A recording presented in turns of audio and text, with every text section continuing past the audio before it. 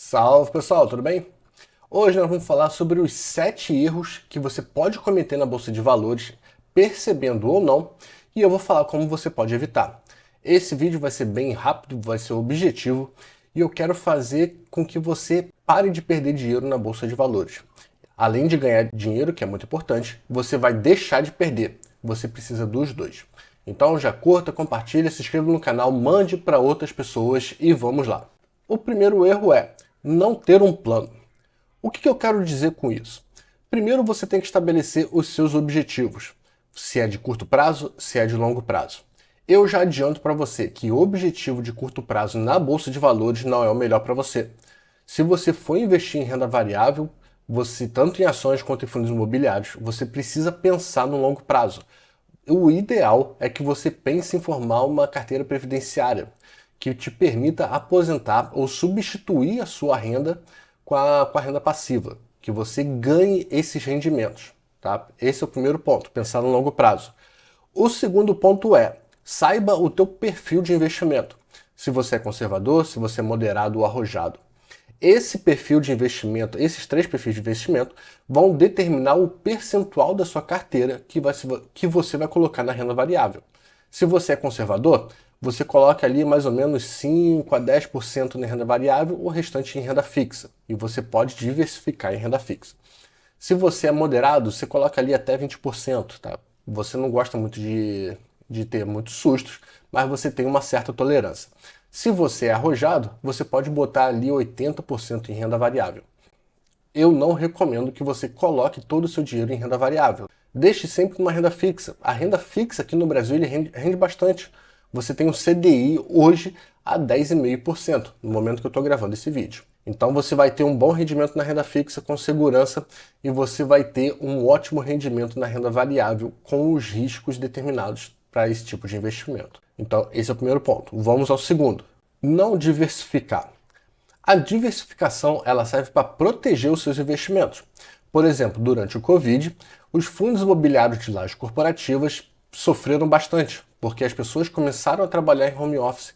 Até hoje, que eu estou gravando esse vídeo, determinadas empresas ainda adotam regime híbrido. E o que isso impacta nos fundos imobiliários de lajes corporativas? As empresas deixam de locar imóveis, deixam de locar escritórios. Lajes corporativas são escritórios. Então as empresas estão locando menos espaço físico e fazendo com que as pessoas trabalhem ou em home office ou em regime híbrido. Com menos espaço locado, a vacância dos fundos imobiliários desse segmento sobem. Vacância são espaços vazios, que não estão locados. Se não estão locados, não estão recebendo aluguel. Se não estão recebendo aluguel, distribui menos dividendo. Distribui menos dividendo, o preço da cota cai. Então, esse segmento de fundos imobiliários sofreu bastante do Covid. Em contrapartida, nós temos os fundos imobiliários de logística, que cresceram demais. Porque como as pessoas estavam em casa, elas consumiam em casa e não saíam para trabalhar. Se elas consumiam em casa e aumentou esse tipo de consumo, as empresas precisavam investir mais em logística, precisaram entregar mais produtos e num prazo muito menor. Então, galpões de logística bem localizados, de boa classificação AAA, foram muito valorizados. Então, você teve um aumento do preço do aluguel desses tipos de galpões, que resultou num pagamento maior de dividendos e no aumento do preço da cota.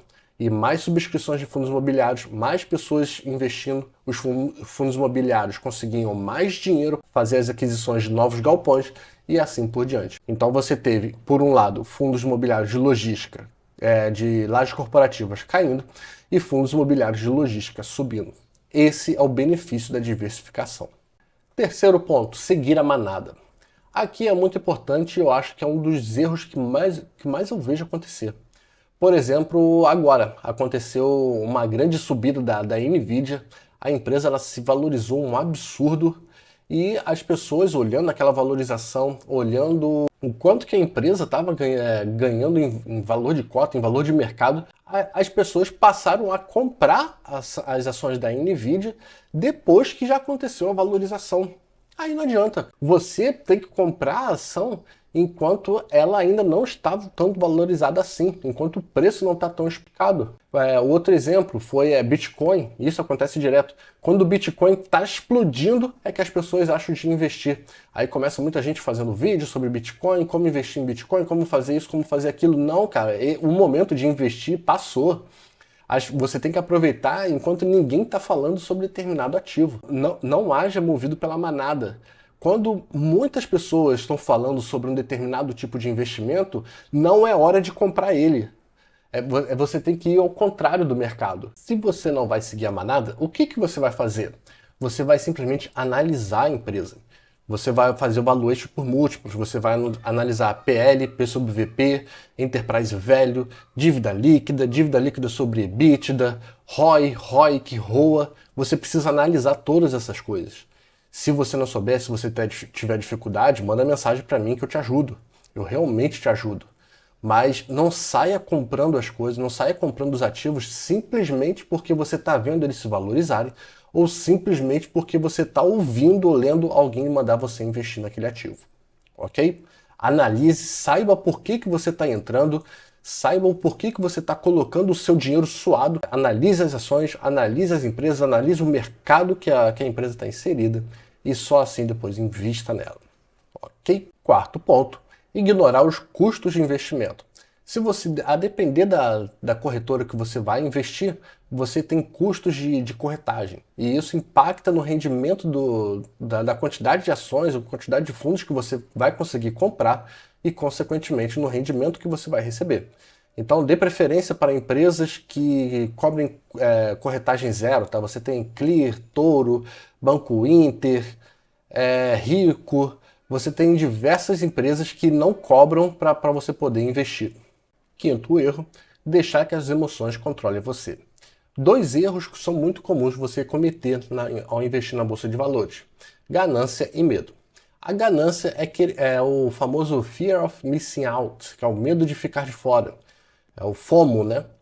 Porque você vê aquele ativo valorizando, a Nvidia, como eu já falei, e você tá com medo de perder aquela valorização. Então você vai comprar aquele ativo que já se valorizou pra caramba, tem uma possibilidade muito pequena de ter um upside, mas você não quer ficar de fora daquela valorização que já aconteceu. Você quer porque quer fazer parte daquilo.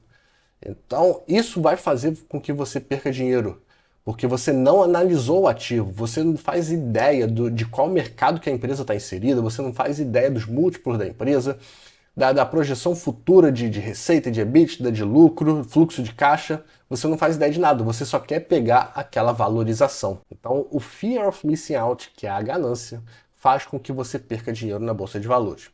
O segundo é o medo, que é você comprar um ativo pelo mesmo motivo da ganância, porque se valorizou. Aí esse ativo, ao invés de se valorizar, ele começa a cair e por medo você vende ele.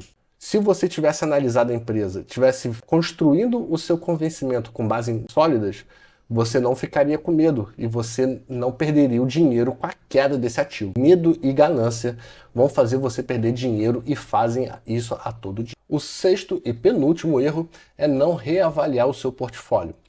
Ao investir, você necessariamente precisa de duas coisas.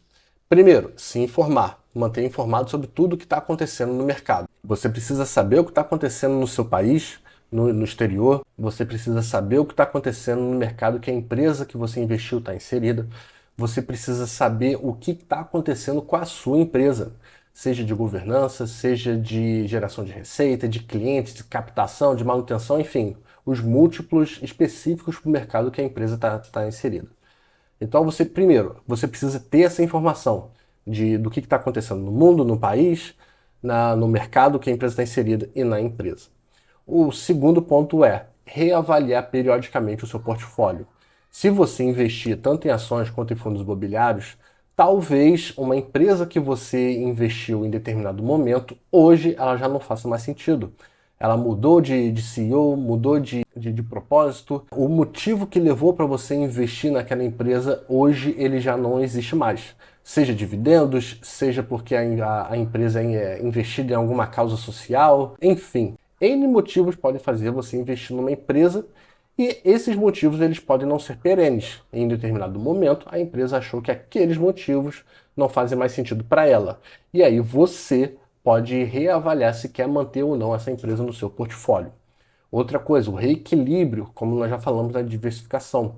Às vezes você, em determinado momento, acha que investir mais em CRI, em fundos imobiliários de recebíveis, pode fazer mais sentido. E em um determinado momento você pode achar que investir em logística ou investir em lajes corporativas nesse momento faz mais sentido. Então você rebalanceia o seu portfólio. Você pode achar que chega de investir ações aqui no Brasil, eu quero investir agora ações no exterior. Então você pode fazer isso. Mas analisar periodicamente a sua carteira e o que você está fazendo para alcançar o seu objetivo no primeiro ponto que nós falamos é necessário e é muito bom que você faça. Sétimo e último ponto é educação financeira. Não basta você ter dinheiro, não basta você saber investir na bolsa, é preciso que você constantemente estude. É preciso que você leia livros, é preciso que você se qualifique, que você saiba cada vez mais como funciona o mercado de investimentos, tanto aqui no Brasil quanto no exterior. Você tem diversos livros que viabilizam esse tipo de informação e é muito importante que você cada vez mais se mantenha atualizado. Warren Buffett, com 90 anos, ele estuda, ele vai, faz aula, assiste palestras. Não é você que vai não fazer isso, né? Então, continue estudando, continue se aprimorando. Boa sorte nos seus investimentos, porque eu vou ficando por aqui. Então, eu espero que vocês tenham gostado. Eu espero que esse vídeo evite muitos erros que vocês vão cometer no futuro, ok? Alguns erros vocês vão cometer de qualquer forma, mas eu espero que vocês aprendam com eles. O ideal é que vocês não cometam, mas sem cometer erro a gente não aprende em muitos casos. Então, compartilhe com outras pessoas, curta, se inscreva no canal e valeu!